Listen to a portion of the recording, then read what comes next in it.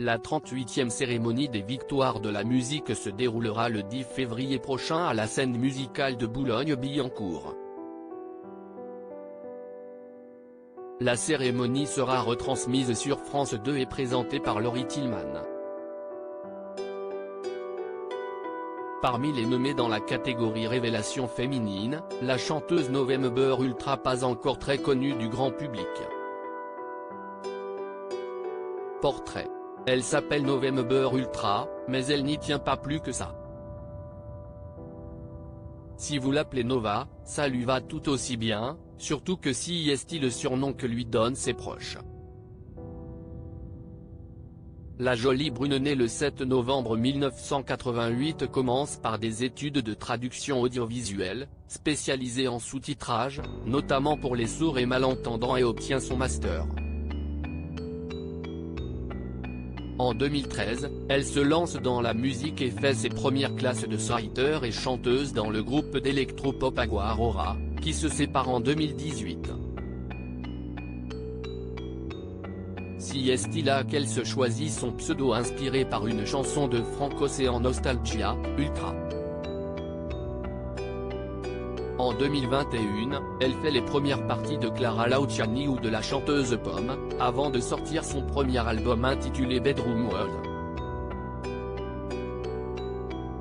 Elle se produit en 2022 au Montreux Jazz Festival en juillet 2022, ainsi qu'à Rock en scène où son talent est largement remarqué. Cette même année, November Ultra reçoit le prix Joséphine puis le prix Francis Lemarque de la Révélation au palmarès des Grands Prix SACEM. Elle est désormais en lice pour le prix de la Révélation féminine 2023 aux Victoires de la musique, face à Mentissa et Emma Peters. Des covers qui bouleversent la toile, ceux qui, au fil de leur pérégrination sur la toile, finissent par tomber sur ces pépites se demandent toujours d'où elle vient.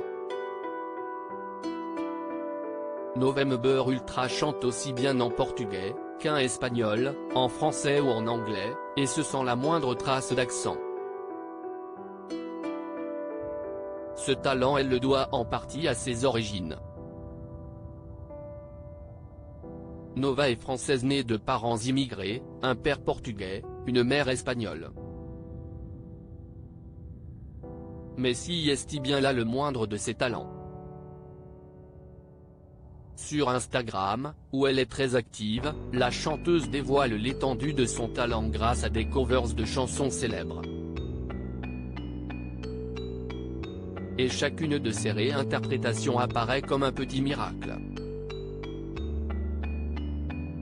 Qu'il s'agisse de The Winner Takes It All d'ABBA, d'Il venait d'avoir 18 ans de Dalida, ou de Feed the Birds, chanson phare de Mary Poppins, la voix magique de November Ultra s'empare de l'âme même de la chanson, la rendant tout à la fois inchangée et à jamais différente, à l'oreille de celui qui l'écoute.